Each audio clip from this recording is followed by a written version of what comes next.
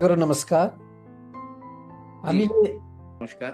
अ, जी, हामीले विभिन्न साधकहरू, गुरुहरू, तपस्वीहरूसँग सत्सङ्ग गर्ने क्रममा आज हामीले भारत भूमिका एकजना साधक हुनुहुन्छ। उहाँले पनि आफ्नो एउटा युट्युब च्यानल चलाइरहनु भएको छ र उहाँसँग आज हामी जोडिएको छौँ। हुन त उहाँले आफ्नो साई शर्मन भन्ने उहाँले नाम राख्नु भएको छ।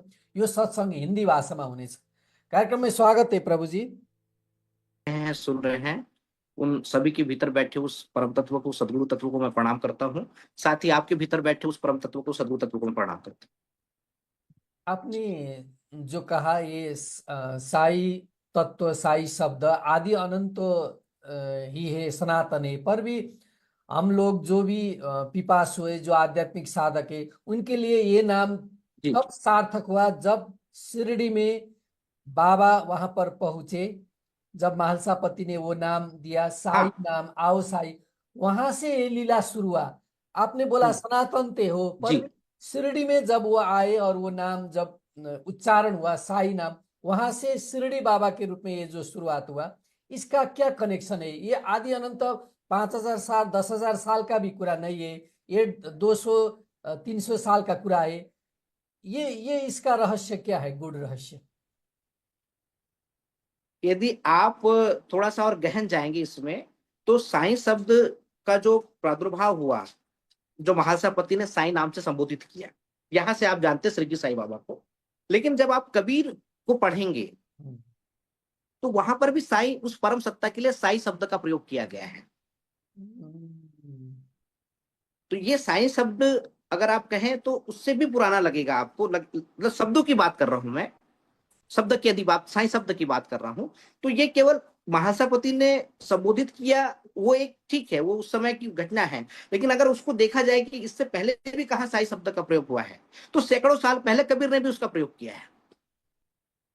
और और थोड़ा आप उसमें गहन कर जाना चाहते हैं, तो रामचरितमानस में, किष्किंधा कांड में, जब हनुमान जी और श्री राम जी की वार्तालाप होती, पहली भेंट होती है किष्किंधा कांड में, तो वहां पर भी साई शब्द का प्रयोग किया गया है श्री रामचंद्र जी के लिए।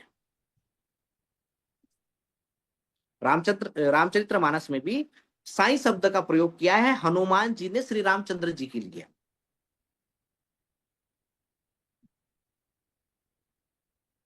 तो यहां पर उसका प्रादुर्भाव हुआ, वह महासपति के जी के द्वारा उच्चारित हुआ साईं शब्द। तो निश्चित रूप से साईं शब्द को श्री साईं बाबा का प्रादुर्भाव माना जाता है, उनका नाम, क्योंकि उनका नाम उससे पहले कुछ था नहीं। जब महासपति के जब श्री जी बाबा आते हैं, तो उनका कोई नाम नहीं होता, कोई उनको बाल योगी कहता है, कोई उनको फकीर कहता है, तमाम सारे उद्बोधन होते हैं। लेकिन अगर आप देखें तो महासपति के भीतर में अनायास ही महाराष्ट्र अंचल में ऐसा होता नहीं है कि आप किसी को साई नाम से संबोधित करें, ऐसा होता नहीं है, क्योंकि साई नाम का प्रचलन सिंध प्रांत में ज्यादा है। पाकिस्तान और जो पंजाब का इलाका है वहां पर साई नाम का संबोधन ज्यादा है। लेकिन महाराष्ट्र अंचल में आप देखेंगे तो किसी भी साधु संतों को या तो स्वामी कहा जाता है, महाराज कहा जाता है ना। लेकिन साई नहीं कहा जाता।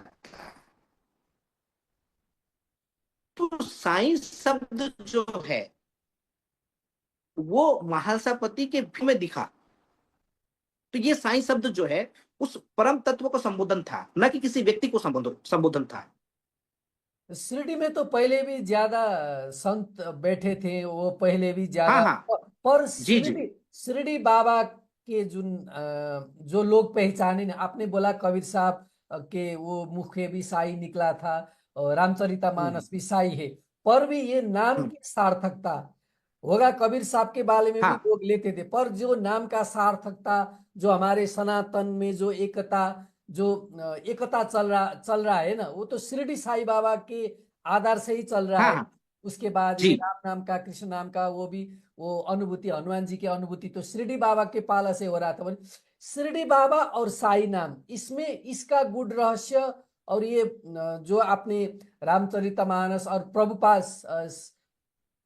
एक ग्रंथ है ना, आपने ही बोला था आपके चैनल में, वो जो श्रीपाद श्री वल्लभा ओ, चरित्रामृत। पार जी, वल्लभम। श्रीपाद श्री वल्लभाचरित्रामृत जी। वहीं से भी वो हनुमान जी का वो रहस्य भी आपने खोला था। तो इसका ये हम्म। कनेक्शन क्या है और ये लीला क्या है ये? देखिए, जब कबीर साहब साईं शब्द का प्रयोग कर रहे हैं तो वो निर्गुण का कर रहे हैं, निर्गुण परब्रह्म का, निर्गुण परमात्मा की बात कर रहे हैं साईं संबोधन से। लेकिन महालसापति को वो निर्गुण निराकार एक सगुण रूप में दिखा, हम्म, तब महालसापति जी ने उनको साईं कहा। हम्म, जैसे हनुमान जी को जब श्री राम जी दिखे तो उन्होंने श्री राम जी के लिए साईं शब्द का प्रयोग किया। वहां पर भी साईं शब्द का प्रयोग जो कर रहे हैं हनुमान जी, वो ईश्वर के लिए कर रहे हैं, परम सत्ता के लिए कर रहे हैं कि प्रभु मैं तो भूल गया था, लेकिन आप तो अंतर्यामी हैं, आप तो प्रभु हैं, आप कैसे मुझे भूल सकते हैं। ये बात उन्होंने हनुमान जी ने कही थी।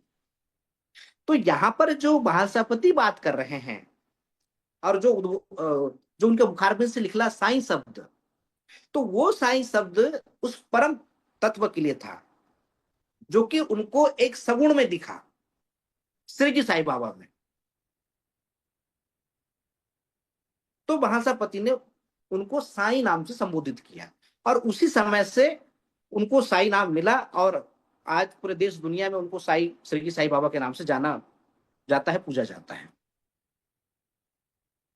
पर भी ये बात गुड़ रहस्य के बात है, ये बाबा ने भी छुपाया और कितने लोग को, कितने साधु संत ऋषि मुनियों को भी ये अज्ञात है। जो भी साधना करते हैं ये लोग ढूंढ नहीं पाते हैं, पर जो ढूंढते हैं वो अपने सदगुरु को ऐसे पकड़ लेते हैं। फिर भी ये सनातन का जो ढोल बज रहा है ना ये हमारे विश्व ब्रह्मांड में, वो हम्म। साधक के लिए भ्रमित कर देते हैं। अभी ये वर्तमान में देखें ना, वो अपना साधना कर रहे शरण में, फिर भी साधक को तो भ्रमित कर रहे हैं ना, ये जो शास्त्र का बिखड़ा दिखाकर, ये जो भी वो बाहरी तांडव दिखाकर ये बिखड़ रहा है, ये क्यों हो रहा है?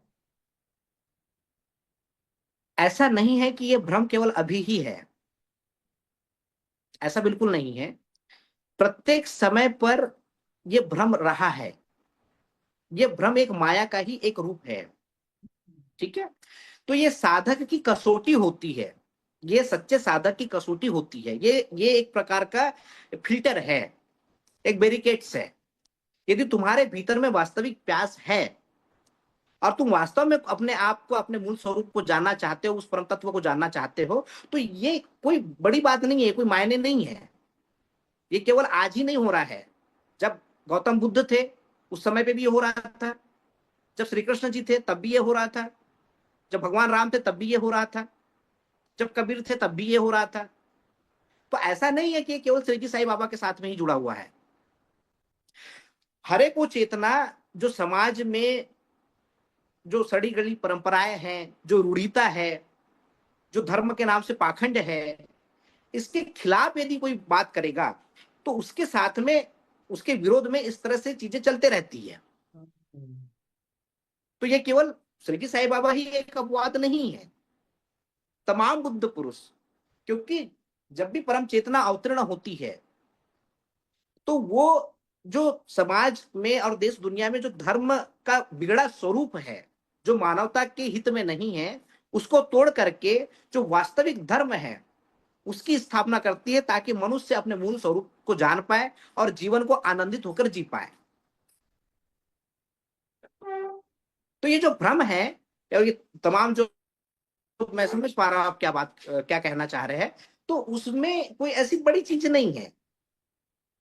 ये एक प्रकार का एक फिल्टर है कि भाई इसके पार यदि जा सकते हो तभी तुम कुछ हासिल कर पाओगे वास्तविक। ये तुमको भ्रम में ही रहना है तो फिर इसी में पड़े रहो, उससे कोई फर्क नहीं पड़ता। तो इसको कबीर साहब बड़े अच्छे कहते हैं कि मोखो कहा ढूंढे रे बंदे, मैं तो तेरे पास में, ना मैं मंदिर ना मैं मस्जिद ना काबा कैलाश रे।